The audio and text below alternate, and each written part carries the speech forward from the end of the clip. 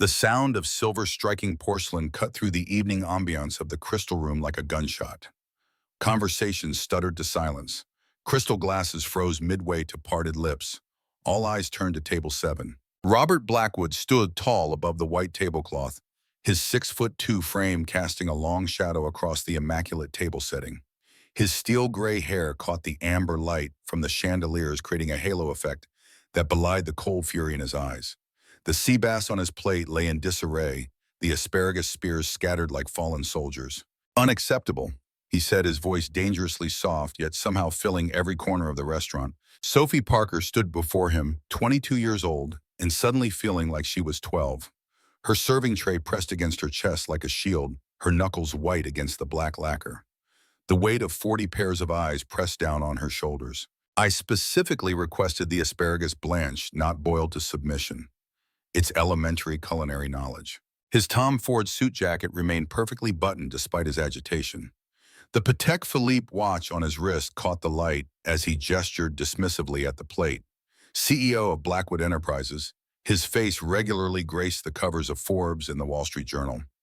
His net worth exceeded the GDP of several small nations. Sophie swallowed hard, willing her voice not to tremble. "I apologize, Mr. Blackwood. I can have the chef prepare a new dish immediately." Her dark hair was pulled back in a practical ponytail, her uniform pressed but showing signs of wear at the cuffs. The contrast between them could not have been more stark. "Don't bother."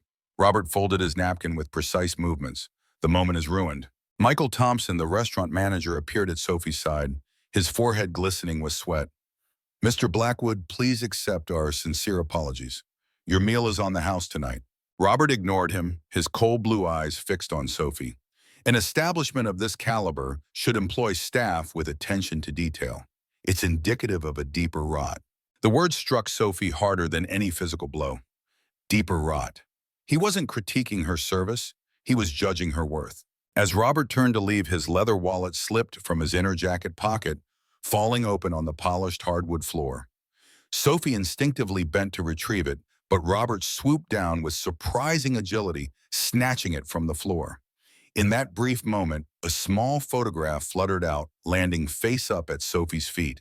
The image showed a young woman with luminous eyes and a cascade of dark curls. She was laughing at something beyond the frame, her joy unrestrained and infectious. Around her neck hung a silver locket shaped like a heart. Sophie's breath caught. Her hand instinctively flew to her throat where an identical tarnished silver locket rested beneath her uniform collar. A family heirloom, her mother had said. The only thing she had left of her father. Robert's eyes followed her movement, narrowing slightly as he noticed the chain around her neck. He retrieved the photo with stiff fingers, sliding it back into his wallet without comment. Without another word, he strode from the restaurant, the sharp tap of his Italian leather shoes fading into silence. Sophie stood rooted to the spot, her world tilting on its axis. Outside, Robert slid into the back seat of his waiting Mercedes S-Class. "Home," he instructed his driver curtly, loosening his tie with an uncharacteristically unsteady hand. Sophie took the subway back to the Bronx that night, the image of the woman's face burned into her memory. The stark contrast between their worlds extended far beyond the restaurant. While Robert's driver navigated the sleek vehicle through Manhattan's grid of lights, Sophie stood swaying in the crowded subway car, her aching feet a reminder of the 8-hour shift she had just completed. Robert's penthouse occupied the top 2 floors of a gleaming skyscraper on the Upper East Side, floor-to-ceiling windows offering panoramic views of the city he seemed to possess. Sophie's apartment was a 2-bedroom walk-up in the Bronx, the wallpaper peeling in the corners, the windows offering views of the brick wall of the adjacent building. The elevator whisked Robert upward in seamless silence. Sophie climbed 5 flights of stairs, the banister wobbling slightly under her grip. She unlocked 3 separate locks before pushing open the door to find her grandmother Margaret sitting in her usual armchair, knitting needles clicking steadily in her gnarled hands. At 75, Margaret Parker's body might be failing, but her mind remained sharp as her needles. "You're late, sunshine," Margaret observed without looking up from her work. "Bad night." Sophie hung her coat on the rack by the door, her movements weary. The usual, entitled rich people being entitled. The apartment was small but meticulously clean. What it lacked in space and luxury it made up for in warmth. The walls were covered with Sophie's paintings and sketches, transforming the modest space into a gallery of talent and potential. "Someone special make an appearance tonight?" Margaret asked, her keen eyes missing nothing. Sophie paused the encounter with Robert Blackwood replaying in her mind. Just some CEO with more money than manners. She moved to her grandmother's side, gently checking the oxygen tank beside the armchair. Margaret's heart condition had worsened over the past year, the medical bills piling up faster than Sophie could manage on her waitress salary and occasional art commission. "Did you take your medication?" Sophie asked, examining the pill organizer. Margaret waved away her concern. "Stop fussing. Tell me about your day. Any progress on the Thompson Commission?" Sophie sank into the worn sofa, kicking off her shoes with a grateful sigh. "Almost done. Their anniversary portrait should be ready by next week." What Sophie didn't mention was how her hands had trembled on the subway ride home, not from exhaustion or humiliation, but from the shock of recognition. The woman in the photograph had her eyes, the same shape, the same unusual hazel with flecks of gold, in the locket. Later that night, after Margaret had gone to bed, Sophie retreated to her tiny studio space in what once might have been a walk-in closet. A small window provided minimal ventilation as she worked on her paintings. An easel stood in the center of the space, surrounded by jars of brushes and tubes of paint organized with meticulous care. She closed the door quietly and pulled the chain of her locket, opening the heart-shaped pendant. Inside was half a photograph worn and faded with age. It showed a man's partial profile, the rest torn away, and a portion of the same woman from Robert's photo, their heads tilted toward each other in unmistakable intimacy. Sophie had always assumed the man was her father, though her mother had rarely spoken of him. Catherine Parker had raised Sophie alone, working multiple jobs to provide for her daughter while pursuing a degree in accounting. "He wasn't ready for a family," was all Catherine would say when pressed about Sophie's father. Sometimes people choose different paths. Catherine had passed away 5 years ago after a brief, brutal battle with cancer, leaving Sophie with more questions than answers and the responsibility of caring for Margaret. Sophie placed her locket beside her sketchpad and began to draw from memory the woman in Robert's photograph. Her hand moved with confident strokes, capturing not just the likeness, but the essence of joy in the woman's expression. Hours passed as Sophie lost herself in the work, adding details and shading until the portrait seemed almost alive on the page. It was her gift, this ability to see beyond surfaces to the soul beneath. Her art teachers had recognized it early, encouraging her to pursue formal training. But life had intervened, as it often did with Catherine's illness, and then the mounting medical bills for Margaret. Sophie's dreams of art school had been indefinitely deferred. The digital alarm clock on her desk read 2:17 a.m. when she finally set down her pencil. The portrait was complete, the woman's eyes gazing back at her with uncanny familiarity. Sophie opened her laptop, the ancient machine whirring protestingly to life, and typed Robert Blackwood into the search engine. Countless results appeared instantly. Business articles, Forbes profiles, financial analyses.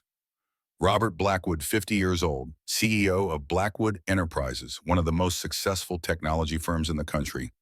Estimated net worth $3.7 billion. Known for his ruthless business acumen and reclusive personal life. Divorced once, no children. No children. Sophie stared at the words, a strange hollowness opening in her chest. One photograph showed Robert shaking hands with another distinguished-looking businessman. Blackwood Enterprises and Harrington Global announced merger talks. Read the caption. Industry titans Robert Blackwood and James Harrington set to create largest technology consortium in the market. Sophie closed the laptop, her mind racing with possibilities too fantastical to voice even to herself. She needed more information before jumping to conclusions that would upend her understanding of her own history. Sleep eluded her that night, her dreams when they came filled with silver lockets and torn photographs trying desperately to make themselves whole. Across the city, Robert Blackwood stood at the window of his penthouse, a crystal tumbler of 30-year-old scotch untouched in his hand. The city sprawled before him, a tapestry of lights and shadows, all of it seemingly at his command. The penthouse was immaculate, decorated in masculine tones of charcoal and navy original artwork by renowned artists adorning the walls. A Picasso hung casually beside a Rothko, their combined worth more than most people would earn in several lifetimes. Yet for all its opulence, the space felt empty, unlived in. No photographs adorned the surfaces. No evidence of human connection or personal history interrupted the curated perfection. Robert set down his untouched drink and moved to the bedroom. He opened the wall safe hidden behind a sliding panel, keying in the combination from memory. Inside, alongside documents and jewelry of immense value, sat a small velvet box. He removed it with careful hands, opening it to reveal a silver locket identical to the one Sophie wore. He turned it over in his palm, the weight of it heavy with more than just silver. Opening it revealed the other half of the photograph in Sophie's locket. A younger Robert, his face unlined, his eyes warmer, his arm around the shoulders of Catherine Parker. 22 years, he whispered to the empty room. She would be 22 years old now. His phone rang, shattering the moment. He slipped the locket back into the safe before answering. Blackwood, he answered, his voice resuming its usual authoritative tone. Sir, it's William Pierce returning your call. Pierce, I need your services on a personal matter. Discretion is paramount. Of course, Mr. Blackwood. What do you need? Robert paced the length of the window, Manhattan glittering below him. There's a waitress at the Crystal Room. Young woman, early 20s. Dark hair, hazel eyes. I need everything you can find on her. Her name, background, family history, particularly her mother and her date of birth. May I ask what this concerns, sir? No, you may not. I need this information by tomorrow. That's an extremely tight time frame, Mr. Blackwood. Your fee will reflect the urgency. Good night, Pierce. Robert ended the call and returned to the window, his reflection ghostly against the backdrop of the city. The man who stared back at him was a stranger to the young man in the locket photograph. That Robert had been hungry but idealistic, ambitious but ethical. Somewhere along the way in the relentless pursuit of success, he had lost sight of the man he had intended to become. The next day, Sophie arrived at the Crystal Room with a knot of anxiety in her stomach. After the previous night's incident, she half expected to find her services terminated. Instead, Michael Thompson pulled her aside before the dinner service. About last night, he began, his expression serious. Sophie straightened her shoulders, preparing for the worst. I understand if you need to let me go. Thompson looked surprised. Let you go, Sophie. You're my best server. I'm not firing you because some billionaire had a temper tantrum over asparagus. Relief flooded through her. Thank you, Michael. I really need this job. I know you do. His expression softened. How's your grandmother doing? The same, good days and bad days. Sophie adjusted her apron strings. The new medication is helping, but the youngst... Thompson nodded in understanding. Well, you don't need to worry about your position here. Men like Blackwood, they build empires by tearing others down. Don't let him be the architect of your day. The dinner service proceeded without incident until midway through the evening. Sophie was attending to a foretop in her section when she felt a shift in the restaurant's atmosphere, a collective intake of breath. She turned to see Robert Blackwood being led to a table in the opposite section. Unlike the previous evening, he wasn't alone. A striking woman accompanied him, diamonds glittering at her throat and wrists. But it was Robert who captured Sophie's attention. He seemed distracted, his gaze sweeping the restaurant until it landed on her. Something flickered in his eyes. Not anger, but a strange, disquieting confusion. Throughout the evening, Sophie felt his gaze returning to her. Each time their eyes met, she saw that same puzzled recognition in his expression. A slight furrowing of his brow, a tightening of his jaw.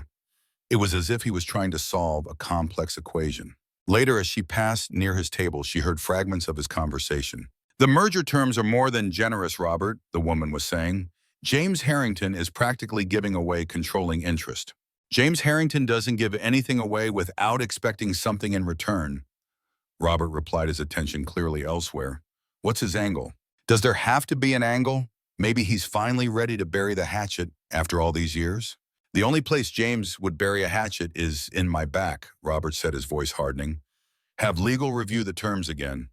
There's something we're missing. Sophie moved away before they could notice her eavesdropping, but the mention of Harrington's name stuck with her, recalling the article she'd seen the night before.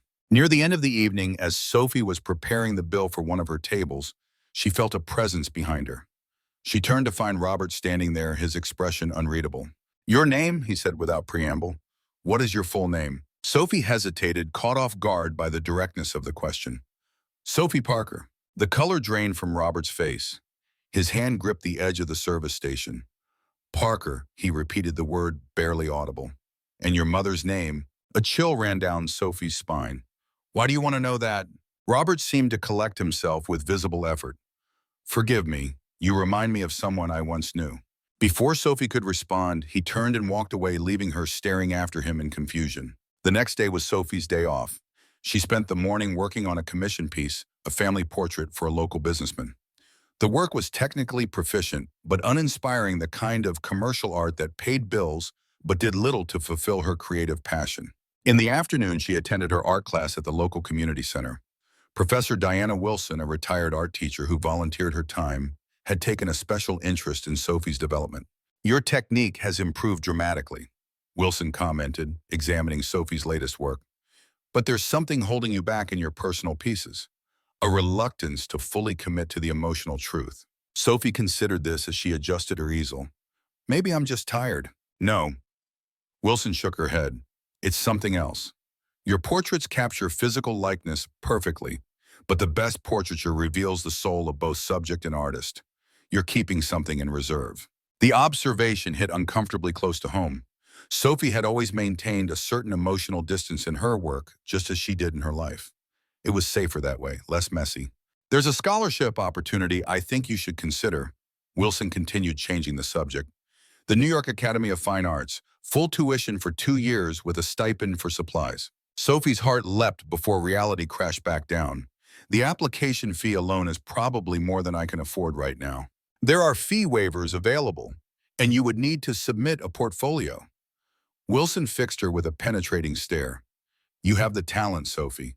The question is whether you have the courage to put yourself fully into your work." The conversation lingered in Sophie's mind as she returned home.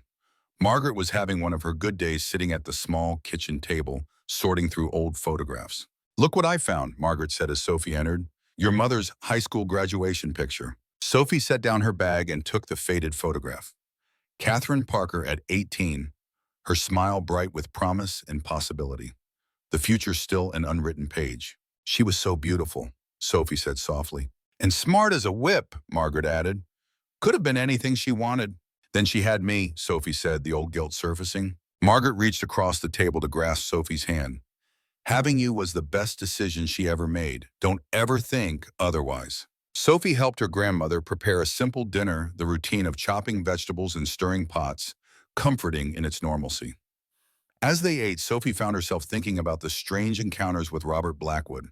"Grandma, did Mom ever mention where she worked before I was born?" Margaret looked up from her plate, surprise evident in her expression.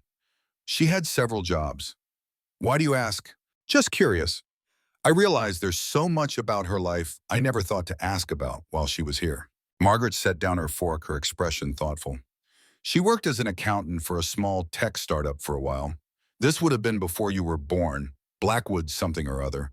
The founder was a young hotshot with big ideas." Sophie's heart stuttered in her chest. "Blackwood Technologies. That's it? It was just getting off the ground then?" "Nothing like the giant it became." Margaret tilted her head. "Why the sudden interest in your mother's employment history?" Sophie hesitated, uncertain how much to share. "I served Robert Blackwood at the restaurant. He seemed to recognize me, or at least I reminded him of someone." Margaret's expression remained carefully neutral, but Sophie caught a flicker of something in her eyes. Concern. Recognition. "The world is full of coincidences, sunshine." But it didn't feel like coincidence. It felt like puzzle pieces slowly shifting into place. After dinner, while Margaret watched her evening shows, Sophie retreated to her bedroom. She pulled out the old cardboard box she kept under her bed, the one containing her mother's personal effects. Catherine hadn't left much behind. A few pieces of jewelry, some books, a small collection of photographs, and a journal. Sophie had never read it, feeling it would somehow violate her mother's privacy, even though Catherine was gone. But now, driven by a growing suspicion, she opened the worn leather cover. The entries were sporadic sometimes, months passing between them. Sophie flipped through the pages until she reached an entry dated March 2002. "Rob and I fought again today. The company is growing faster than either of us expected, and he's changing. There's a hardness in him now that wasn't there before. Money and power are reshaping him.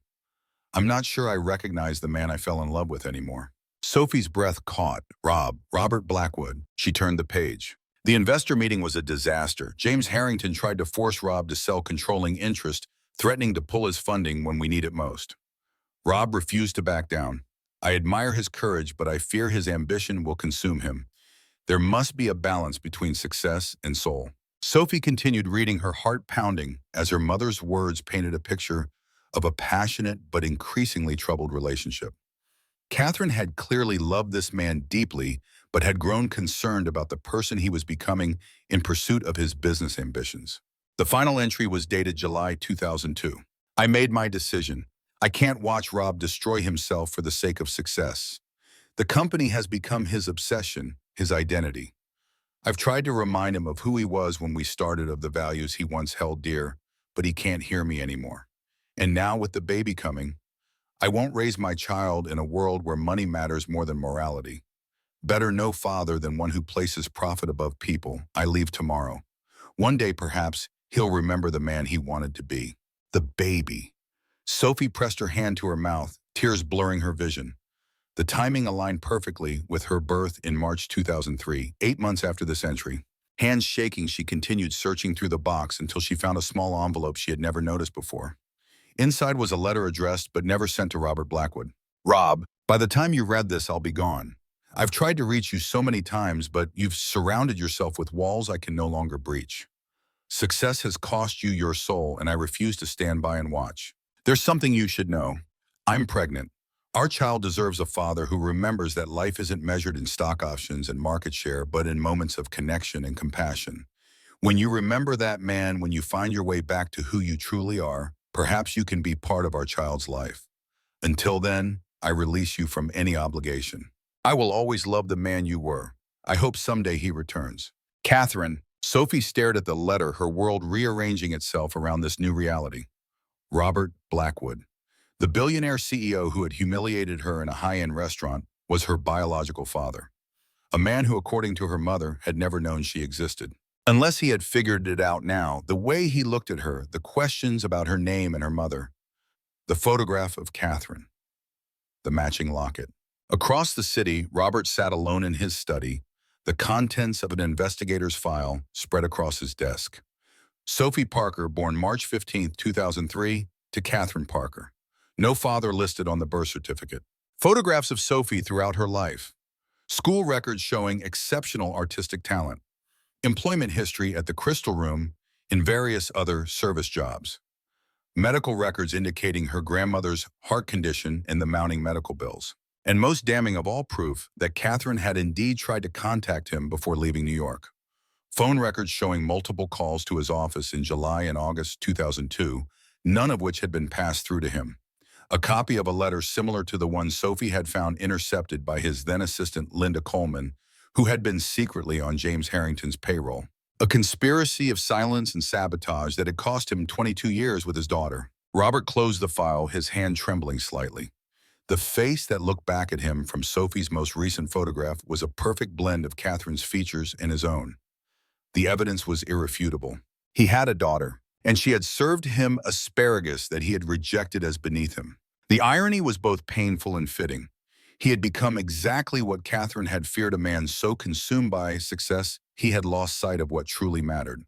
A man who measured worth by wealth, who judged others by their utility to him. Robert picked up his phone and dialed a familiar number. Pierce, I need everything you can find on James Harrington's current activities, particularly anything concerning the Crystal Room restaurant or an art gallery in Soho. May I ask why, sir? Because Harrington has been playing a very long game, and I think he's finally making his move. Robert ended the call and turned to the window. The city lights blurred before him as a single tear tracked down his cheek, the first he had allowed himself in decades. I'm sorry, Kathy, he whispered to the empty room. You were right about everything. The question now was whether it was too late to become the man Catherine had believed he could be, the father Sophie deserved. The Metropolitan Museum of Art bustled with the quiet energy of a Tuesday afternoon. Sophie moved through the European Paintings Gallery, her sketchbook tucked under her arm, seeking the solitude that great art provided. Here, surrounded by masterpieces, she could think clearly about the revelations of the past few days. The truth about her father sat heavy in her chest. Robert Blackwood, billionaire, CEO, a man whose reputation for ruthless business practices was legendary. The man who had humiliated her over asparagus. She settled on a bench before a Rembrandt self-portrait, opening her sketchbook to a fresh page. Drawing had always been her refuge, the place where chaos transformed into order. Her pencil moved across the paper, capturing the play of shadow and light in the master's work. Remarkable technique. The voice behind her sent a jolt down her spine. Sophie turned to find Robert Blackwood studying her sketch over her shoulder. Today he wore no tie, his collar open at the throat, making him seem almost approachable. Almost. You've captured his essence, not just his appearance. Robert gestured toward her drawing. That's extraordinarily difficult. Sophie closed her sketchbook, hard hammering. Are you following me, Mr. Blackwood? A faint smile touched his lips.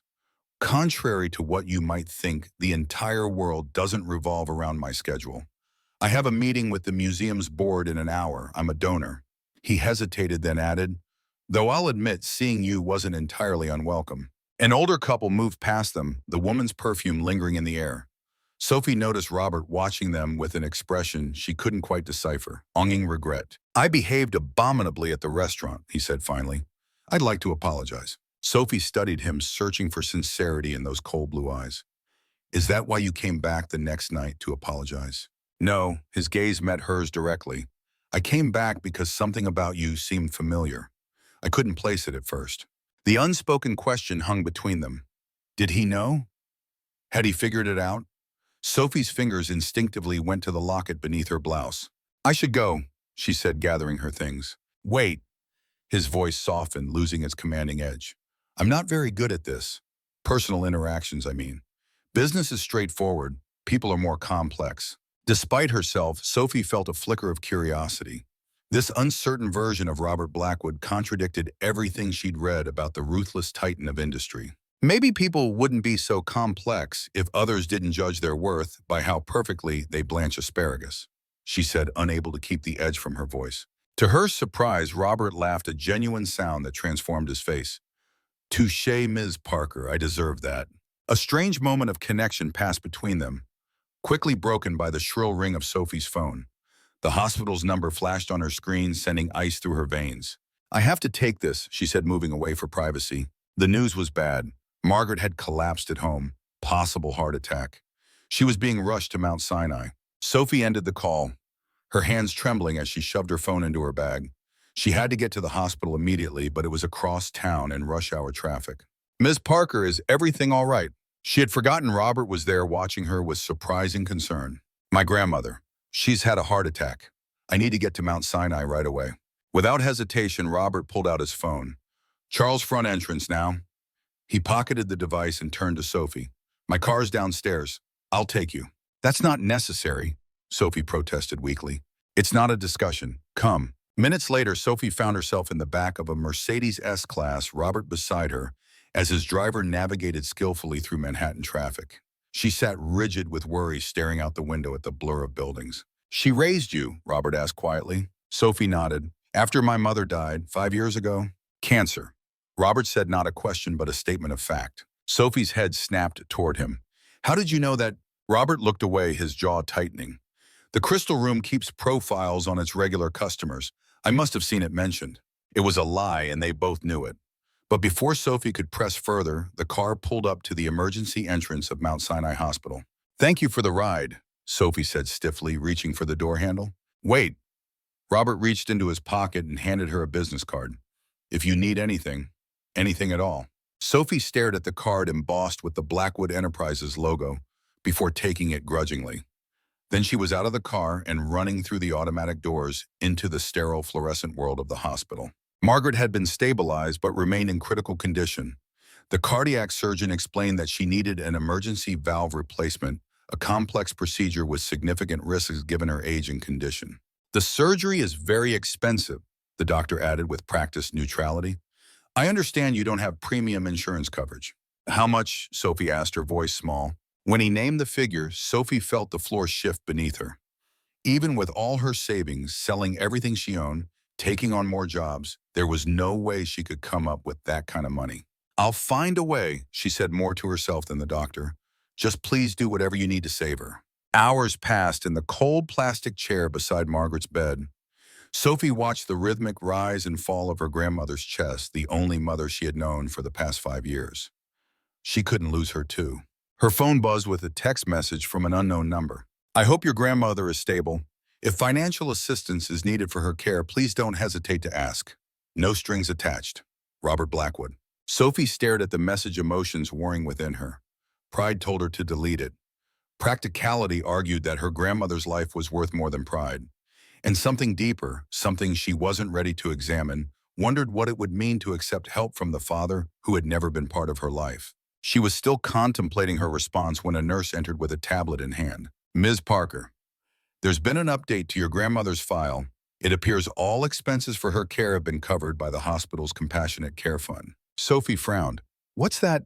"A fund for patients with financial need. It's unusual for approval to happen this quickly, but apparently your case was expedited." Sophie wasn't naive. She knew exactly who was behind this. But before she could question further, another message appeared on her phone. "Before you object, I sit on the hospital's board. The fund is legitimate and helps many patients. Your grandmother qualified. That's all." She slipped the phone back into her pocket without responding, her emotions too tangled to unravel. Her grandmother would get the care she needed. That was what mattered right now. As evening fell, Sophie stepped out of the hospital for fresh air, the day's events swirling in her mind. Her father had entered her life in the most unexpected way, and now he was inserting himself further, paying for Margaret's care. What did he want?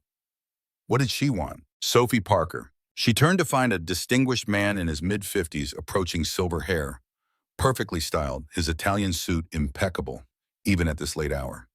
Something about him radiated charm and danger in equal measure. "James Harrington," he introduced himself with a warm smile. "I hope I'm not intruding." Sophie recognized this name immediately from her mother's journal and the news articles about the pending merger. "How do you know who I am?" she asked cautiously. Harrington's smile never wavered. "I make it my business to know talented young artists.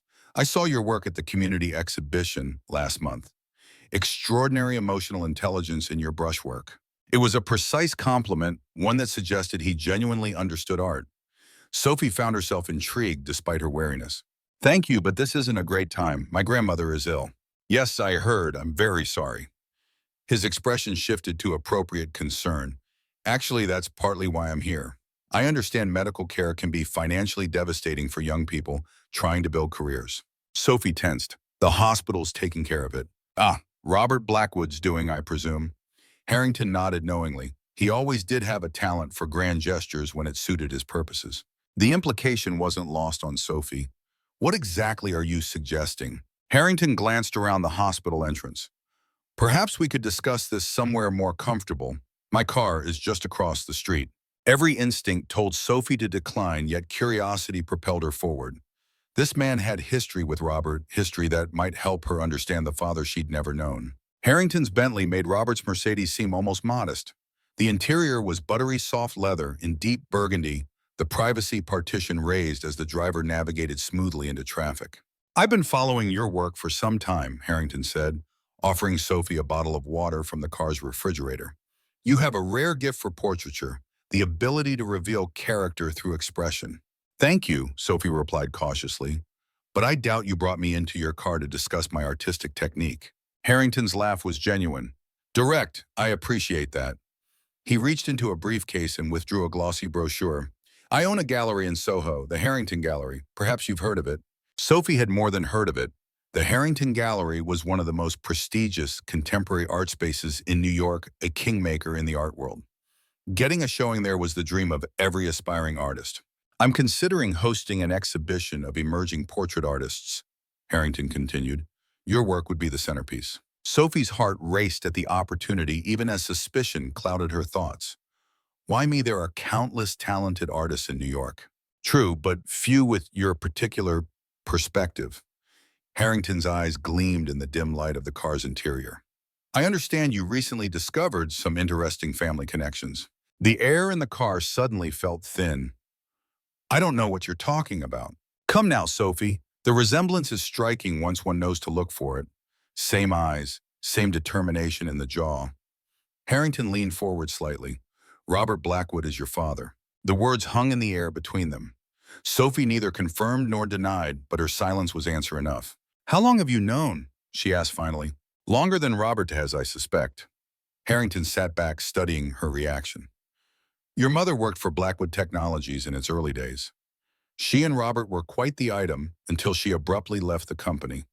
9 months later, you were born." Sophie's mind raced. "What do you want from me?"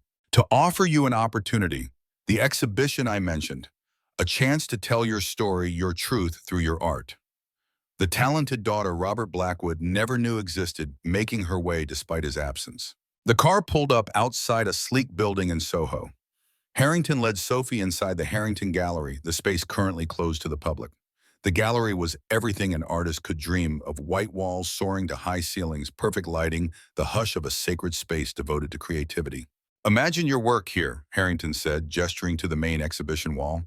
"A series of portraits exploring identity, family, abandonment, discovery. Your technical skill combined with the emotional power of your personal narrative." Sophie could see it, her paintings illuminated by perfect gallery lighting, critics and collectors gathering to view her work. The opportunity was intoxicating. "And what do you get out of this?" she asked, forcing herself to look away from the tantalizing vision. Harrington's smile never reached his eyes. "Let's just say I have a long-standing interest in Robert Blackwood's life story. The public deserves to know the man behind the corporate facade. You want to use me to get to him. I want to give you a platform for your talent and your truth." He walked to a small bar in the corner of the gallery, pouring himself a mineral water. The fact that it might discomfort Robert is merely a pleasant side effect. He handed Sophie a folder containing a contract: full exhibition, promotion in major art publications, a scholarship to the New York Academy of Fine Arts, plus a stipend generous enough to ensure you never have to serve asparagus to entitled billionaires again. The package was worth hundreds of thousands of dollars, a life-changing opportunity that artists twice her age would kill for. "All you need to do is tell your story through your art and participate in a few interviews about your journey and your newfound father." "You must hate him very much," Sophie observed. Harrington's pleasant expression hardened momentarily. "Robert and I have history. He built his empire on the back of my innovations. He stole more than just technology from me." Before Sophie could question him further, her phone rang. The hospital. Margaret's condition had deteriorated. She needed to return immediately. "I have to go," she said, clutching the contract folder unconsciously. "Of course. Family comes first." Harrington walked her to the door. "Consider my offer, Sophie. This is your chance to control your own narrative, to ensure your grandmother gets the best care possible, to secure your future as an artist." He handed her his card. "The exhibition is scheduled for next month. I'll need your answer within the week." The ride back to the hospital passed in a blur of conflicted thoughts. When Sophie arrived, the cardiac surgeon was waiting with grave news. Margaret needed an experimental procedure available only at a private clinic, one that her current coverage certainly wouldn't approve. "How much?" Sophie asked for the second time that day. The figure the doctor quoted made the previous amount seem trivial by comparison. "I understand this is overwhelming," the surgeon said kindly. "There are sometimes other options, clinical trials." "Do it," Sophie interrupted. "Whatever she needs. I'll figure out the money." Later, alone in the hospital cafeteria, Sophie stared at two business cards side by side on the scratched Formica table. Robert Blackwood, James Harrington. Two titans of industry suddenly intersecting with her previously anonymous life. One, her biological father, offering help with no apparent agenda. The other, offering everything she'd ever dreamed of, with the clear agenda of using her against her newfound father. She pulled out her phone and sent a text to the number Robert had used earlier. "We need to talk, not at your office or any restaurant, somewhere normal." His response came almost immediately. "Central Park, Bethesda Fountain, tomorrow at 10 a.m. The next morning dawned crisp and clear, autumn painting Central Park in golds and reds. Sophie arrived early, watching tourists snap photos of the famous Angel of the Water statue. She'd come here often to sketch, finding endless inspiration in the diverse faces and interactions. Robert arrived exactly at 10, dressed more casually than she'd ever seen him, in dark jeans and a cashmere sweater. Without the armor of his business suit, he seemed almost human. He bought them both coffee from a nearby vendor, handing Sophie hers without asking how she took it. "Black with 1 sugar." "Exactly right." "Your grandmother?" he asked as they began walking along the path circling the lake. "Stable for now. They're transferring her to a specialized cardiac unit." Sophie took a sip of her coffee. "Thank you for the hospital fund." Robert nodded, his gaze fixed on the path ahead. "It's the least I could do." "Why?" He looked at her, then really looked at her, his eyes softening. "Because she raised you when I didn't, when I couldn't." The simple acknowledgement hung between them. Neither had explicitly stated what they both knew, but with those words, Robert had confirmed it. "Did you know?" Sophie asked the question that had tormented her since discovering her mother's unsent letter. "About me. Did you know I existed?" Robert stopped, walking, turning to face the lake. For a long moment, he was silent, the muscle in his jaw working. "No," he finally said, his voice rough with emotion. "Your mother left without telling me she was pregnant. By the time I—" He hesitated. "By the time I tried to find her, she had disappeared. Changed her name, perhaps. I searched, but not hard enough, not long enough." "She tried to contact you," Sophie said, after she left. Robert's head snapped toward her. "What?" "I found an unsent letter in her things. She wrote that she tried to reach you several times but never got through." Robert closed his eyes briefly, pain etching lines into his face. "Linda Coleman," he said almost to himself. "My assistant at the time. She intercepted Catherine's calls and letters. She was working for Harrington, feeding him information about our operations." "James Harrington. You know him?" Robert's voice sharpened. Sophie hesitated, then told him about her encounter with Harrington the previous evening. The gallery offer, the exhibition, the interviews, the clear intention to use her story against Robert. As she spoke, she watched Robert's expression harden, the vulnerable man disappearing behind the mask of the businessman. "Harrington has spent 25 years trying to destroy me," Robert said when she finished. "This is just his latest attempt. Why does he hate you so much?" Robert laughed, a bitter sound with no humor in it. "The official story is that I stole his technology and built Blackwood Enterprises on his intellectual property. The reality is more complicated."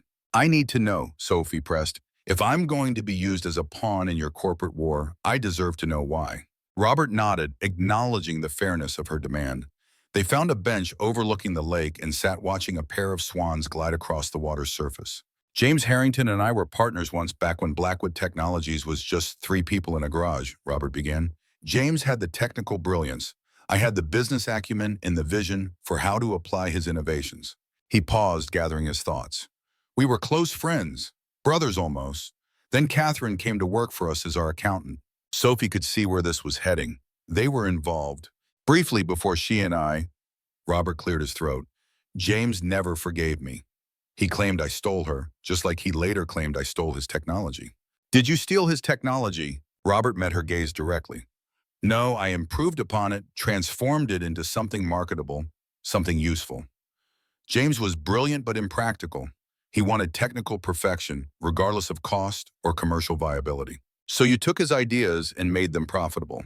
"I took concepts we developed together and built a company around them." "Yes." Robert's expression hardened.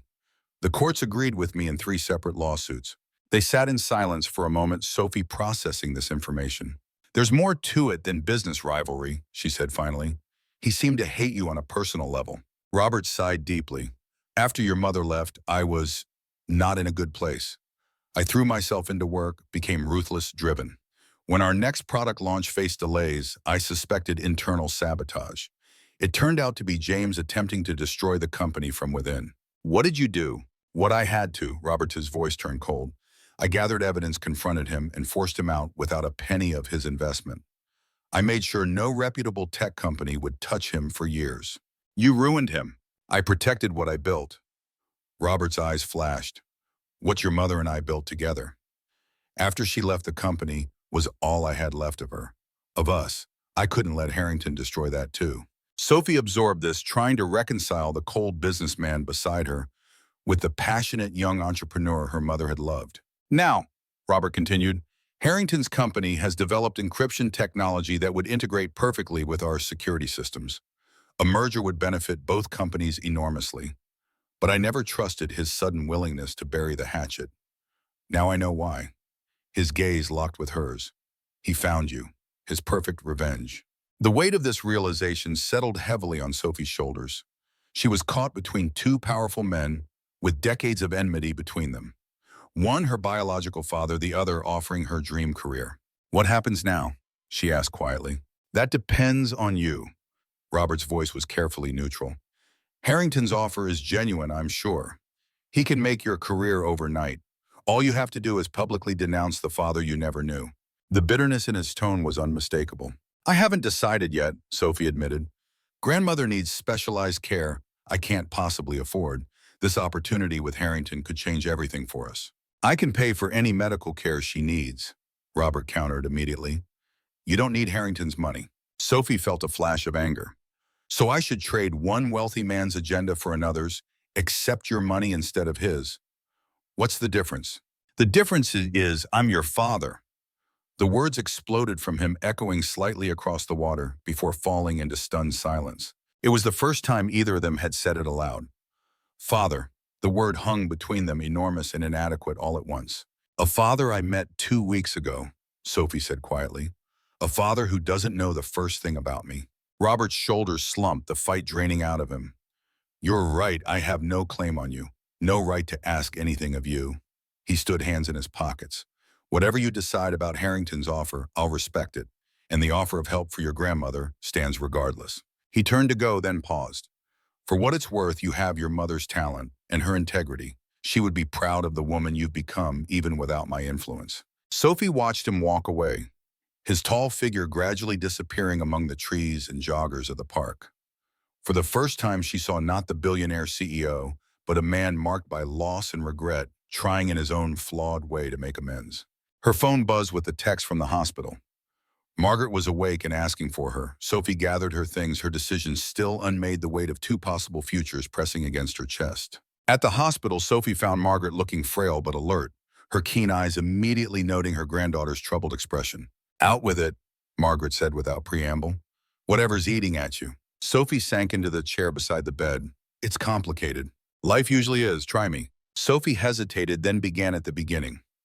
The incident at the restaurant, the photograph, the locket, the discovery of Robert Blackwood as her father, Harrington's offer, and the choice before her.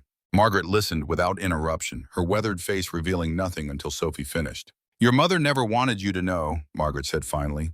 She believed Robert had become someone she couldn't recognize, someone consumed by ambition and success at any cost. Is that why she left him? Sophie asked. Margaret nodded slowly. Partly, but there was more to it. Catherine saw what wealth and power were doing to the man she loved. How it changed him, hardened him. She didn't want that for you. But she kept the locket. Sophie touched the silver chain around her neck. She never completely let go. No, she didn't. Margaret reached for Sophie's hand. Catherine loved Robert deeply. That's why his transformation hurt her so much. She always hoped he would find his way back to the man he'd been. And now he wants to be part of my life. After 22 years of absence. Absence he didn't choose, Sophie reminded her. Mom never told him about me. Margaret's eyes grew distant with memory. Your mother made the best decision she could with the information she had. She believed she was protecting you. From what money opportunities a father, from becoming something other than who you were meant to be. Margaret squeezed Sophie's hand. Look at the man who humiliated you over asparagus, Sophie. Is that who you want shaping your values, your understanding of the world? Sophie couldn't answer. The Robert who had emotionally eviscerated her at the restaurant seemed worlds away from the vulnerable man in the park this morning. And this Harrington fellow, Margaret continued, he's no better, using you to settle an old score. These men play games with people's lives. They always have. So what do I do? Sophie asked, feeling suddenly very young and lost. Harrington's offer could change everything for us, for my art, for your medical care. Margaret's expression softened. Your mother ran away from Robert's world not to give you an easy life, Sophie, but to give you an honest one, a life where your heart and hands work together. She patted Sophie's cheek gently. This man Harrington is asking you to tell a beautiful lie. He wants to use your truth to serve his own greed. Sophie felt tears prickling behind her eyes. I don't know what to do. Wealth is like the tide, my dear. It can be a gentle one that lifts all boats, or it can be a tsunami that washes a person clean away from who they are. Margaret's eyes were clear and direct. Do not let that tide wash you away. Sophie felt something settling in her chest, a clarity she hadn't possessed before. Her grandmother hadn't told her what to do, but she had reminded her of who she was and where she came from. That night, sitting in the hospital corridor while Margaret slept, Sophie made her call. Mr. Harrington, it's Sophie Parker. Sophie, I was just thinking about you. We can have the contracts drawn up by tomorrow morning if you're ready to move forward. Sophie took a deep breath, her decision crystallizing with each word. I'm not interested, Mr. Harrington. The silence on the other end was immediate and cold. When Harrington spoke again, the charm had evaporated from his voice. I don't think I heard you correctly. You heard me perfectly, she said, her voice steady and clear. My story isn't for sale. My art isn't a weapon in your vendetta. And my dreams aren't for sale either, it turns out. Not at that price. You're a fool, Harrington hissed, his true nature revealing itself in the venom of his tone. You're choosing him, the man who forgot you existed, You'll be a waitress for the rest of your life, dreaming of what you threw away. No, Sophie said, a sad smile touching her lips. I'm not choosing him. I'm choosing me. You weren't offering me the world. You were offering me a cage. It was just a prettier one than I'm used to. Goodbye, Mr. Harrington. She ended the call feeling a profound sense of release, as if she had shed a heavy, suffocating skin. Her next call was to Robert. Can we meet? She asked. Not at your office or some fancy restaurant, somewhere real. The decision had been made, but the journey was just beginning. Sophie had declined Harrington's poison chalice, but what came next between her and the father she was only beginning to know remained as unformed as a blank canvas, awaiting the first stroke of paint. Central Park wore autumn like a bespoke suit, every tree draped in crimson and gold, the morning light filtering through leaves to create patterns on the path like stained glass. Robert Blackwood sat on a bench overlooking the reservoir, the skyline of his city rising behind him in a testament to human ambition and engineering. For the first time in decades, he had arrived early to a meeting. Punctuality had always been one of his non-negotiable business principles, but today he had come 30 minutes before the appointed time, watching joggers circle the water, feeling strangely vulnerable without his executive armor. He caught his reflection in the still water of the reservoir. The face that looked back at him belonged to a stranger, a man worn by time and success and solitude. When had his hair become more salt than pepper? When had those lines around his eyes deepened from temporary expressions into permanent fixtures? Robert checked his watch for the third time in 5 minutes. The Patek Philippe had been a gift to himself when Blackwood Enterprises went public, a personal tradition of marking major life events with significant timepieces. His collection now numbered dozens, each commemorating triumphs that suddenly seemed hollow. He spotted Sophie approaching from the east path. Even at a distance, he could see Catherine in her walk, a certain grace that was both effortless and determined. His heart performed a complicated maneuver in his chest, a sensation he had not experienced since the early days with Catherine, when the future stretched before them unmarked and full of possibility. Sophie wore jeans and a simple blue sweater, her dark hair loose around her shoulders. No designer labels, no artificial enhancement. In a city where appearance was currency, her naturalness was both striking and familiar. Catherine had been the same, beautiful without effort or pretense. Thank you for coming, Robert said as she reached the bench. Sophie sat beside him, leaving careful space between them. I appreciate you meeting me here. I needed neutral ground. The phrase struck Robert as both pointed and accurate. They were in many ways negotiating a treaty between two nations with a complex history, searching for terms that might allow for peaceful coexistence. I turned down Harrington's offer, Sophie said without preamble. Robert nodded, keeping his expression neutral, despite the relief washing through him. May I ask why? It wasn't about you, she said, her gaze fixed on the water. Or not mainly about you. It was about me, about the kind of artist I want to be, the kind of person I want to be. And what kind is that? Sophie turned to face him fully. The kind who doesn't use her art as a weapon. The kind who doesn't sell her story to the highest bidder. Pride swelled in Robert's chest, unexpected and powerful. That's a decision Catherine would have made. I know. She did make it once, according to her journals. She refused money from a competitor who wanted inside information about your early products. Robert's throat tightened at the memory. James Harrington, the same man who approached you.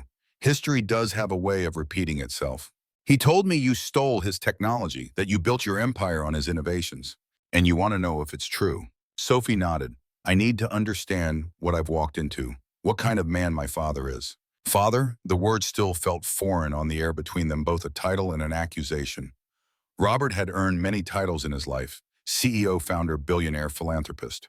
But father was one he had never expected to claim, especially not with a grown daughter who had already formed her values and perspectives without his influence. The full truth is complicated and not entirely flattering to either of us, Robert admitted. Harrington was brilliant, no question, a technical genius, but he was also rigid, uncompromising, and utterly uninterested in commercial applications. Robert paused, organizing his thoughts. I took his technical innovations and made them practical, marketable. I built the business infrastructure that turned ideas into products. In his mind, that was theft. In mine, it was transformation. And the courts agreed with you, Sophie said, recalling their earlier conversation. They did. 3 times. Robert's expression hardened momentarily. But Harrington never accepted the verdicts. For 25 years, he's been looking for ways to destroy what I built. And now he's using me. Trying to, Robert corrected gently.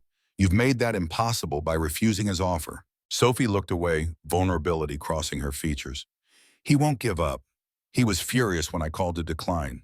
Said I'd be a waitress all my life, dreaming of what I threw away.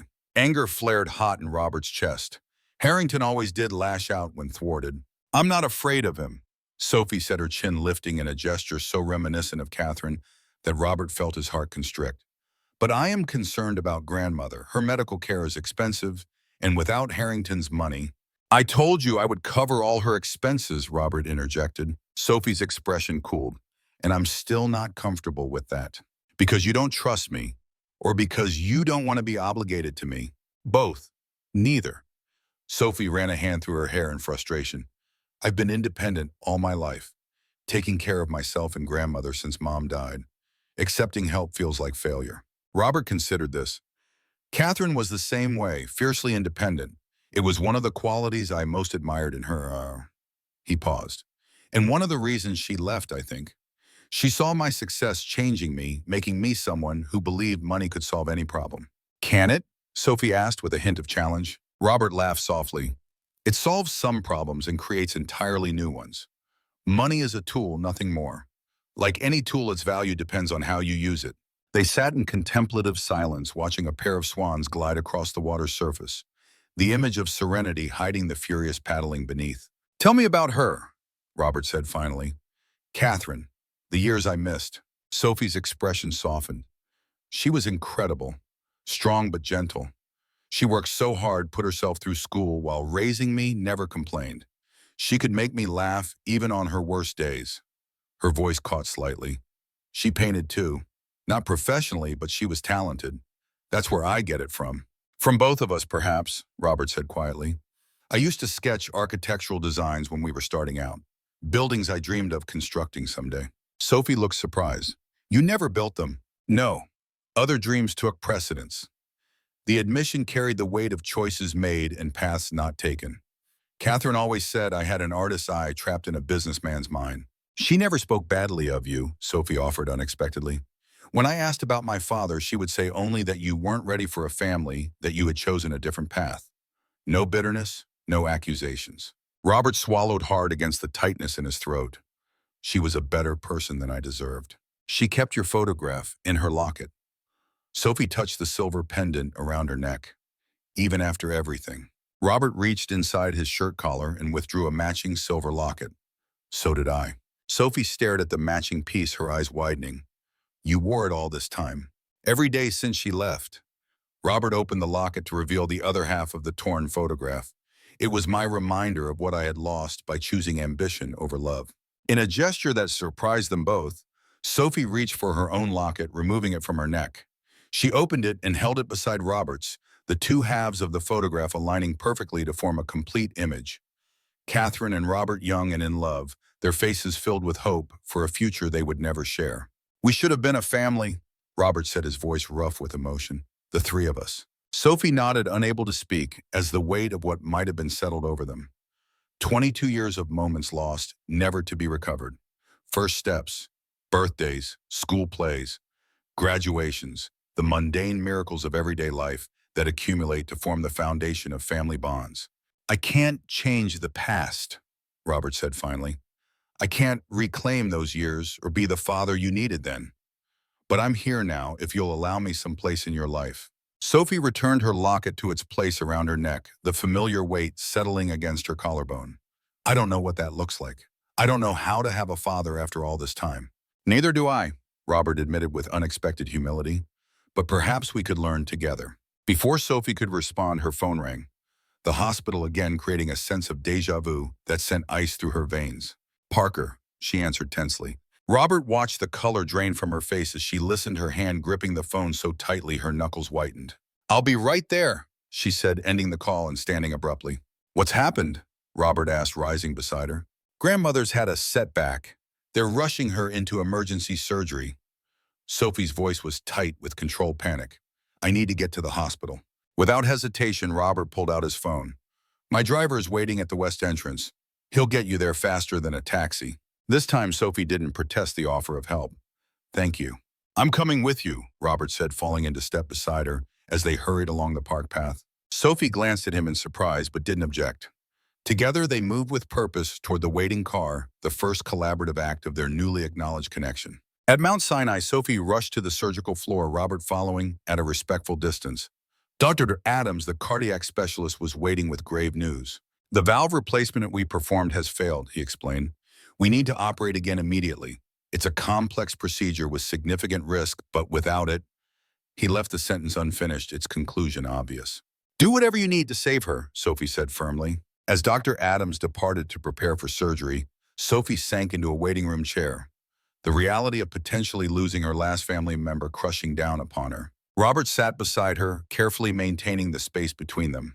Is there anything I can do? Sophie shook her head, then reconsidered. Actually, yes. Could you find the chapel? I need a few minutes alone. Understanding her need for private space to process her emotions, Robert nodded and stood. Of course, I'll be nearby if you need anything. As he walked away, Sophie felt a mixture of gratitude and confusion. This considerate, supportive man seemed worlds away from the cold executive who had humiliated her at the Crystal Room. Hours passed in the sterile purgatory of the hospital waiting room. Sophie alternated between pacing and sitting rigidly in uncomfortable chairs, her hands fidgeting with her locket. Robert remained present but unobtrusive, arranging for food. She didn't eat coffee, she barely tasted, and fielding business calls with uncharacteristic brevity. You don't have to stay, Sophie said as afternoon faded toward evening. This could be a long night. I know, Robert replied simply. I'm staying anyway. The simple declaration, offered without expectation of gratitude or recognition, touched something deep in Sophie's chest. Finally, near midnight, Dr. Adams appeared, still in surgical scrubs, his expression cautiously optimistic. We've stabilized her, he reported. The procedure was successful, but the next 24 hours will be critical. She's being moved to the intensive care unit now. Relief made Sophie's knees weak. Can I see her? Briefly, she's still unconscious from the anesthesia. Robert stood as Sophie prepared to follow the doctor. I'll wait here. Sophie hesitated, then made a decision that surprised them both. Come with me, please. Something shifted in Robert's expression, a softening around his eyes.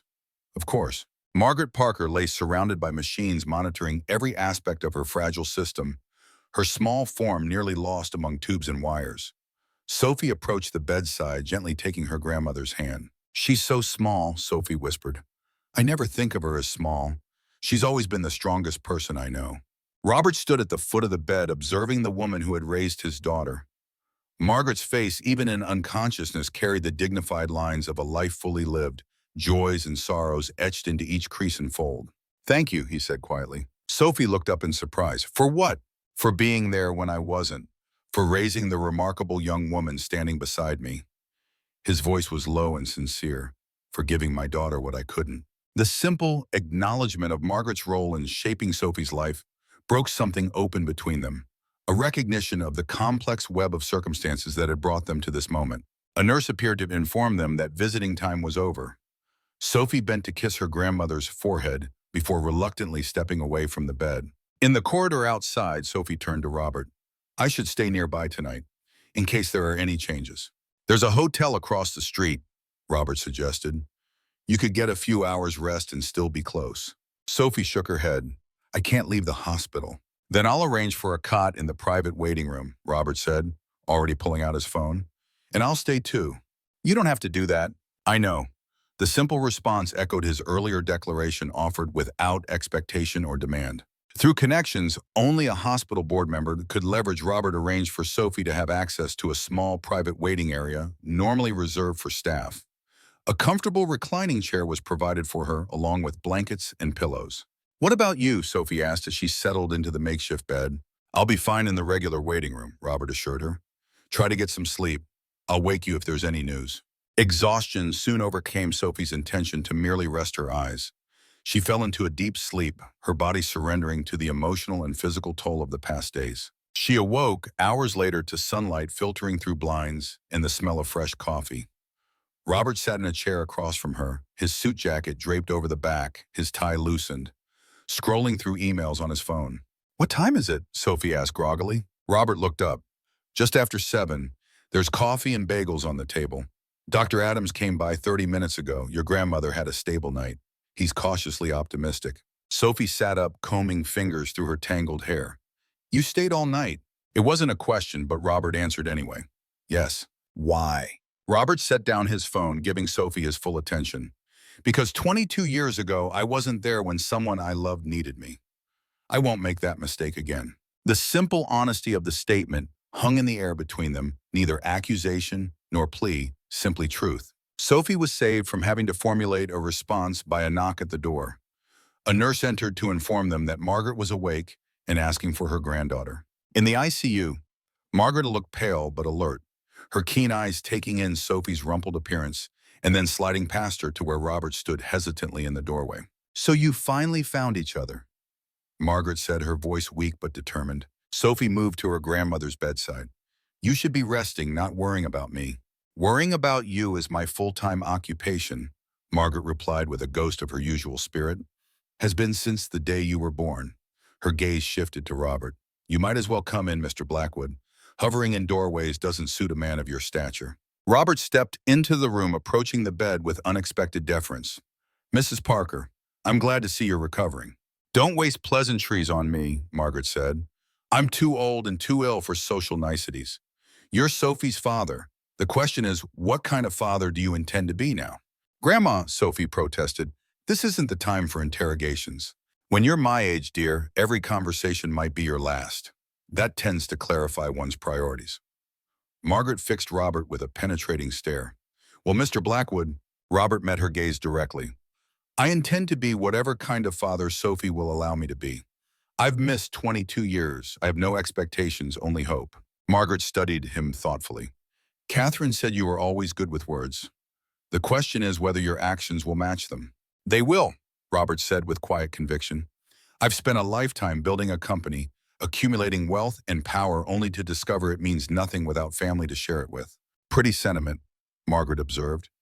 Catherine believed that about you once, that beneath the ambition beat the heart of a good man.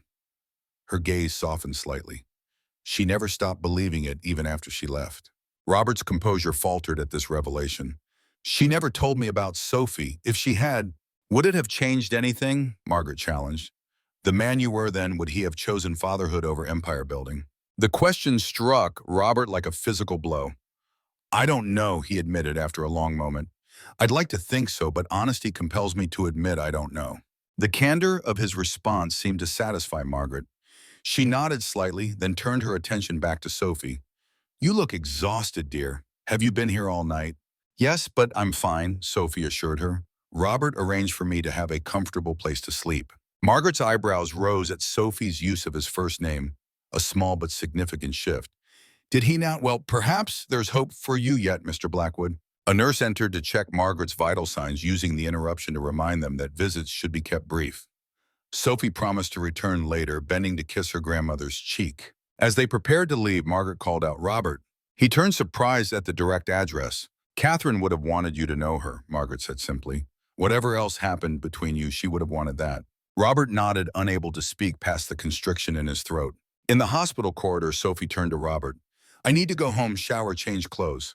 Will you let me know if there's any change in her condition? Of course. Robert hesitated, then added, I have a call with the Blackwood Foundation board at noon. A formality regarding funding allocations. Would you mind if I step out for an hour to take it? Sophie looked surprised at being consulted. No, of course not. You've already done more than enough staying all night. I'll have my driver take you home and bring you back whenever you're ready, Robert offered. Sophie shook her head. The subway's fine. Sophie, Robert's voice softened. Please, let me do this small thing. Something in his tone, a note of almost paternal concern, made Sophie relent. All right, thank you. As the sleek Mercedes carried her through morning traffic to the Bronx apartment, Sophie found herself reflecting on the events of the past 24 hours. Robert's unwavering presence at the hospital, his respectful interactions with Margaret, the vulnerability he had displayed in their conversations. The man she was coming to know seemed at odds with both the cold executive from the Crystal Room and the ruthless business titan portrayed in media profiles. Which was the real Robert Blackwood? Or were they all facets of a complex human being shaped by choices, circumstances, and the passage of time? At her apartment, Sophie showered and changed the hot water, washing away hospital grime, but doing little to clarify her tangled thoughts. She was gathering clean clothes for her return to the hospital when her phone rang an unknown number. Sophie Parker. The voice was female, professionally pleasant. Yes, who's calling? Jennifer Hayes, Mr. Blackwood's executive assistant. Mr. Blackwood asked me to inform you that he's arranged for your grandmother to be transferred to the private cardiac unit at New York Presbyterian as soon as she's stable for transport. Dr. Adams will continue to oversee her care along with the head of cardiac surgery at Presbyterian. Sophie sat heavily on the edge of her bed. He can do that. Mr. Blackwood sits on the boards of both hospitals, Hayes explained. The cardiac unit at Presbyterian is the finest in the country. Mrs. Parker will receive the best possible care. I didn't agree to this, Sophie protested. Mr. Blackwood anticipated you might have concerns, Hayes replied smoothly. He asked me to assure you that this is not an attempt to override your decisions regarding your grandmother's care. It's simply providing access to resources that would otherwise be unavailable. Dr. Adams agrees this is the best course of action for Mrs. Parker's recovery. Sophie was silent processing this information. Part of her bristled at decisions being made without her input, while another part recognized the practical benefits for Margaret. There's one more thing, Hayes continued. The driver will bring you to the Blackwood Foundation offices when you're ready. Mr. Blackwood would like to discuss something with you before you return to the hospital. What is it? Sophie asked, suspicion creeping into her voice. I believe it concerns a proposal regarding your grandmother's ongoing care and your own professional development, Hayes said. But Mr. Blackwood prefers to discuss it in person. Sophie's suspicion deepened. Was this Robert's way of buying her cooperation? Using Margaret's medical crisis to create obligation? Tell Mr. Blackwood I'll be there in an hour, Sophie said coolly, and that I look forward to hearing his proposal. The Blackwood Foundation occupied 3 floors of a sleek glass tower in Midtown, its entrance marked by a discreet plaque rather than ostentatious signage. Sophie was escorted by security directly to the top floor, where Jennifer Hayes waited to greet her. Hayes was exactly as Sophie had imagined, from her voice perfectly groomed, efficiently professional, with an air of contained competence. Miss Parker, thank you for coming. Mr. Blackwood is concluding his board call and will be with you shortly. May I offer you coffee or water while you wait? Sophie declined refreshments, instead asking to see the Foundation's gallery space, which Hayes had mentioned during their brief walk to the executive suite. The assistant led her to a large open area where the Foundation displayed artwork from programs it supported.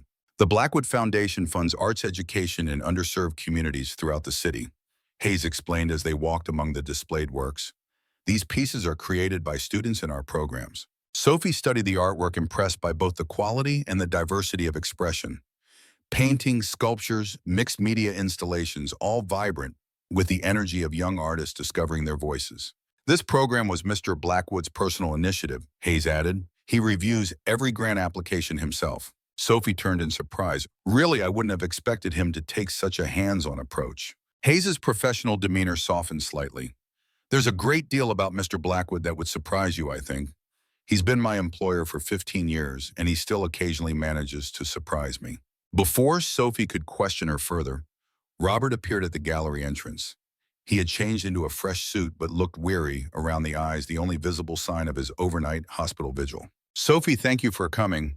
I see Jennifer has shown you our gallery. He approached, his manner cautiously friendly.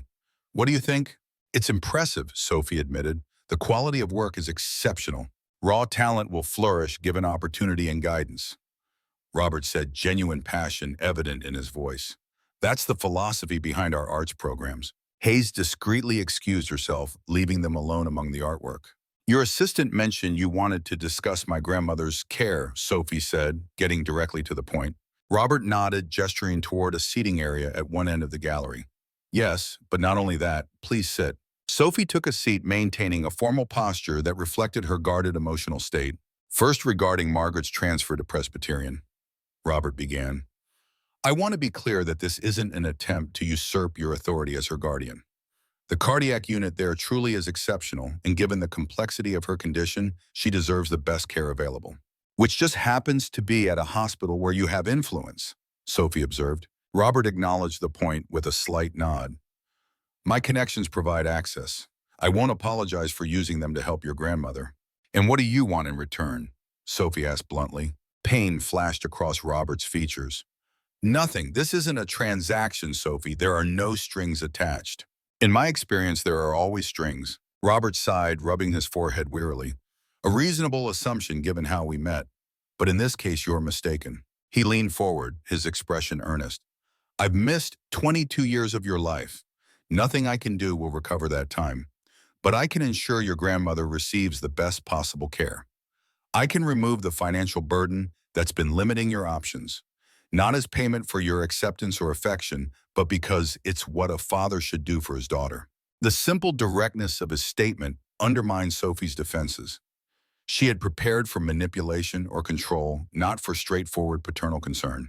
There's something else I'd like to discuss, Robert continued when Sophie remained silent. A proposal, but not the kind you're expecting.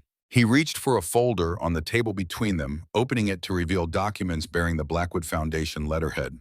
Every year, the foundation establishes a scholarship fund for promising artists from backgrounds with limited resources. This year, I'd like to name it the Catherine Parker Memorial Scholarship. Sophie's breath caught. What? A full scholarship to the New York Academy of Fine Arts, plus a stipend for living expenses and materials. Awarded annually to a student demonstrating exceptional artistic talent and financial need. Robert pushed the folder toward her. I'd like you to help design the selection criteria and sit on the committee that chooses the recipients. Tears pricked at Sophie's eyes. You want to create a scholarship in Mom's name. Catherine valued education and art above all else, Robert said softly. This seems an appropriate way to honor her memory. Sophie paged through the proposal momentarily speechless. This wasn't what she had expected at all. There's one more thing. Robert hesitated suddenly, seeming uncertain. The first scholarship would be awarded this year. He withdrew another document from the folder, sliding it across the table. Sophie scanned it, her eyes widening as she realized what she was reading. You want me to be the first recipient? The committee would make that decision, Robert clarified. Your application would be evaluated on its merits just like any other. But yes, I hope you would apply. Why? Sophie asked, genuine confusion in her voice. Why not just offer to pay for my education directly? Because I respect your independence too much to make you feel obligated to me personally, Robert explained. The foundation scholarship comes with no strings, no expectations beyond academic performance. You would earn it through your talent, not receive it as a gesture of paternal guilt. The thoughtfulness behind the arrangement touched Sophie deeply. Robert had found a way to offer support that preserved her dignity and independence, a consideration she wouldn't have expected from the man who had first treated her with such dismissive contempt. I don't know what to say, she admitted. You don't need to say anything now, Robert assured her. Think about it. Discuss it with Margaret when she's stronger. Whatever you decide, the Catherine Parker Memorial Scholarship will be established regardless. Sophie closed the folder, gathering her composure. Thank you for thinking of this, for honoring Mom this way. Robert smiled, a genuine expression that softened the hard lines of his face. It's the least I can do for the woman who gave me the greatest gift of my life, even if I didn't know it until now. The sentiment expressed with unvarnished sincerity created a moment of connection between them more powerful than any since their reunion. Robert's phone buzzed with an incoming message. He checked it quickly, then looked up. That's Dr. Adams. Your grandmother is awake and doing well. We should get back to the hospital. The drive back to Mount Sinai passed in contemplative silence, both Robert and Sophie absorbed in their own thoughts. The scholarship proposal had shifted something between them, moving their tentative relationship from the realm of obligation and history into a possible future of shared purpose. At the hospital, they found Margaret noticeably stronger, some color returned to her cheeks. She greeted them with a sharp gaze that missed nothing. You two look different, she observed. Something's changed. Sophie smiled, taking her grandmother's hand. We've been discussing a scholarship in Mom's name at the New York Academy of Fine Arts. Margaret's eyes widened slightly. Catherine would have loved that. That's what I thought, Robert said quietly. It seemed the right way to honor her legacy. And what about your legacy, Mr. Blackwood? Margaret asked, her direct manner unchanged by her medical ordeal. What mark do you intend to leave? Robert considered the question with the seriousness it deserved. For most of my life, I assumed my legacy would be Blackwood Enterprises. The company, the innovations, the wealth created. Now I'm not so sure. And what changed your mind? Margaret pressed. Robert's gaze shifted to Sophie. Meeting my daughter, realizing that the most significant thing I've contributed to this world had nothing to do with technology or business success. The admission spoken plainly before them both hung in the air like a declaration. Sophie felt something shift within her, a loosening of the protective barrier she had maintained around her heart. Their moment of connection was interrupted by a nurse entering to check Margaret's vital signs. When she'd completed her task and left, Margaret fixed Robert with her penetrating gaze once more. Sophie tells me you're arranging a transfer to Presbyterian. Yes, if you're comfortable with that, Robert confirmed. Their cardiac rehabilitation program is exceptional. Margaret nodded thoughtfully. Seems you've thought of everything. Hardly, Robert admitted, but I'm trying to make myself useful in the ways I can. And what happens when I'm recovered? Margaret asked bluntly. What kind of relationship do you envision with my granddaughter then? Grandma, Sophie protested, embarrassed by the direct questioning. It's a fair question, Robert said. He took a moment to organize his thoughts before continuing. I envision whatever relationship Sophie is comfortable with. I've missed 22 years. I have no right to demand anything, no expectations of instant connection. All I ask is the opportunity to know my daughter and for her to know me if she wishes. Margaret studied him, seeming to search for insincerity or manipulation in his expression. Finding none, she gave a small nod of approval. Catherine always said you had a good heart beneath that corporate armor, she said finally. I'm starting to see what she meant.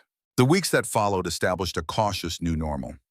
Margaret's transfer to Presbyterian proceeded smoothly, and her recovery exceeded the doctor's expectations.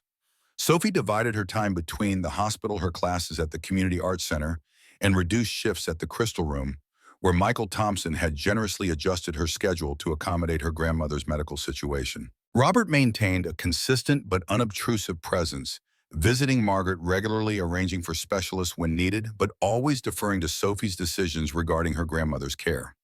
He never mentioned the scholarship again, leaving Sophie space to consider the proposal without pressure. Their interactions gradually evolved from awkward to cordial to something approaching comfortable. They discovered shared interests beyond art. Robert's unexpected knowledge of architectural history, Sophie's passion for classical music, mutual admiration for certain authors. A month after Margaret's surgery, Sophie received an unexpected call from Professor Diana Wilson at the Community Arts Center. Sophie, wonderful news. The New York Academy of Fine Arts is offering 5 full scholarships to exceptional students from community programs. I've submitted your portfolio for consideration. Sophie's mind immediately went to Robert. Had he arranged this despite her indecision about the Blackwood Foundation scholarship? When was this announced? She asked carefully. Just yesterday. It's a new program funded by an anonymous donor, completely merit-based. Wilson's voice was bubbling with excitement. Final selections will be made after in-person interviews next month, but with your talent, I'd be shocked if you weren't chosen. After thanking her professor and ending the call, Sophie immediately contacted Robert. Did you do this? She asked without preamble when he answered. The anonymous scholarships at the academy. Do what? Robert sounded genuinely confused. What scholarships? Sophie explained what Professor Wilson had told her. When she finished, Robert was silent for a moment. It wasn't me, he said finally, though I wish I'd thought of it. Sounds like an excellent program. You're sure you didn't arrange this as a way around my hesitation about the Blackwood scholarship? Sophie, I gave you my word that I would respect your independence. Robert said, a note of hurt evident in his voice. I meant it. Sophie immediately regretted her accusation. I'm sorry, that was unfair. It's all right, Robert assured her. Trust takes time to build, especially given how we met. His understanding, offered without resentment, made Sophie feel both relieved and slightly ashamed of her suspicion. Professor Wilson thinks I have a good chance, she said, changing the subject slightly. Of course you do, Robert replied, pride evident in his tone. Your talent is exceptional. Any selection committee with functioning eyes would recognize that. The simple confidence in her abilities expressed without qualification or condescension warmed Sophie unexpectedly. It was the first time in their developing relationship that Robert had sounded purely paternal, offering the kind of unconditional belief that parents normally provide throughout a child's development. Thank you, she said softly. 2 days later, Sophie arrived at the hospital to find Margaret sitting up in a chair, Muller, in her cheeks, engaged in animated conversation with Robert. They fell silent as she entered, exchanging looks that immediately raised Sophie's suspicion. What are you two plotting? She asked, setting down her bag. Margaret smiled innocently.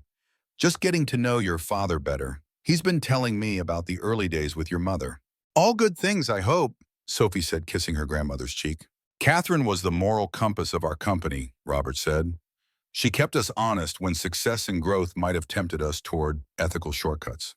That sounds like Mom, Sophie agreed, settling into a chair. She always said integrity wasn't something you could compromise just this once without losing it entirely. Wise woman, Robert murmured. The doctors say I can go home next week, Margaret announced.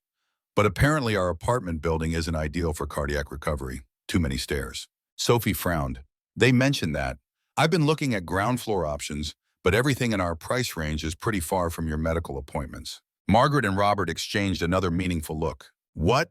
Sophie asked, glancing between them. What are you not telling me? I may have a solution, Robert said carefully. If you're open to it. Sophie's guard immediately rose. What kind of solution? I own a brownstone in Brooklyn Heights, Robert explained. Garden apartment on the ground floor, currently vacant. 2 bedrooms, private entrance, small patio garden.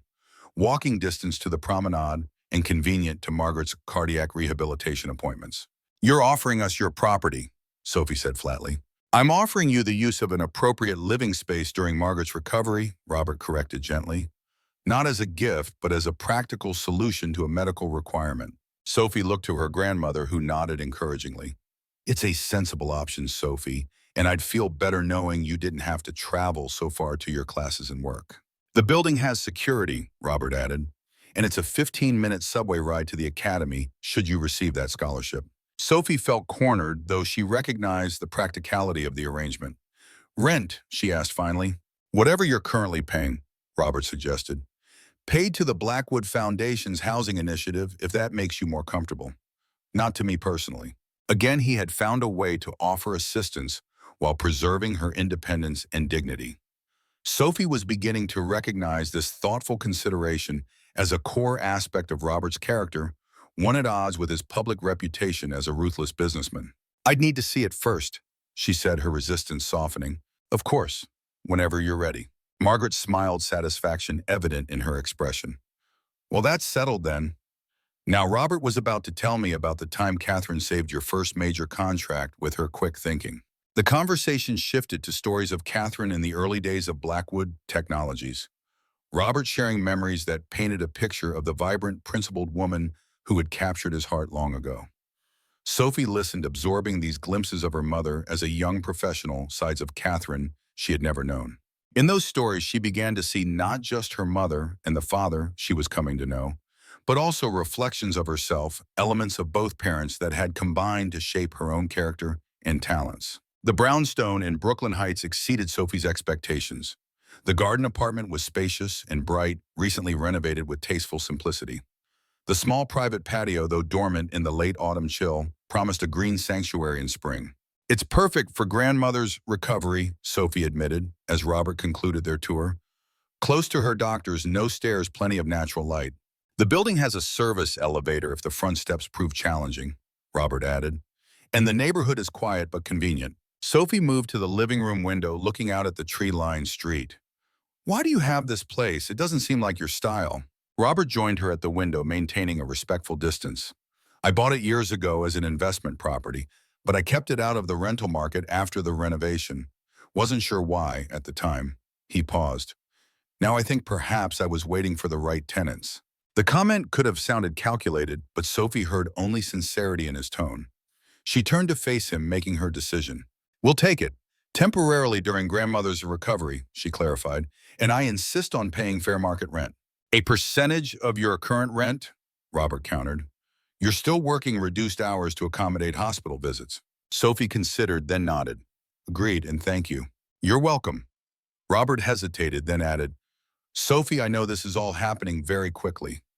Meeting, discovering our connection. Now this. If at any point you need space or feel overwhelmed, please say so. I've waited 22 years. I can be patient. The consideration in this offer, the willingness to proceed at her pace rather than his, confirmed what Sophie was beginning to understand. The real Robert Blackwood was neither the cold executive from their first encounter, nor the ruthless titan portrayed in business profiles, but a complex man capable of both calculated severity and profound tenderness. I appreciate that, she said. This is all still strange for me, having a father after all this time. For me as well, Robert admitted. Being a father is not a role I ever expected to fill. I'm learning as I go. The humble acknowledgement of his own uncertainty made Sophie smile. I guess we're both figuring it out together then. I'd like that, Robert said softly. 3 months later, on a crisp spring morning, Sophie stood in the community center gallery, surrounded by her artwork. Her first solo exhibition, small but significant, showcased 12 portraits, including the centerpiece, a dual portrait of Robert and Catherine, in their youth recreated from the Locket photographs and Sophie's own artistic interpretation. Margaret, fully recovered and radiant with pride, moved among the attendees in her wheelchair, accepting congratulations on her granddaughter's talent. Professor Wilson guided potential patrons through the exhibition, explaining techniques and themes. Robert stood quietly at the back of the gallery, observing rather than intruding, allowing Sophie her moment of artistic recognition. He had provided no financial support for the exhibition beyond purchasing the first painting, a portrait of Margaret that now hung in his office. Sophie made her way through the crowd to where he stood. "You're lurking," she teased.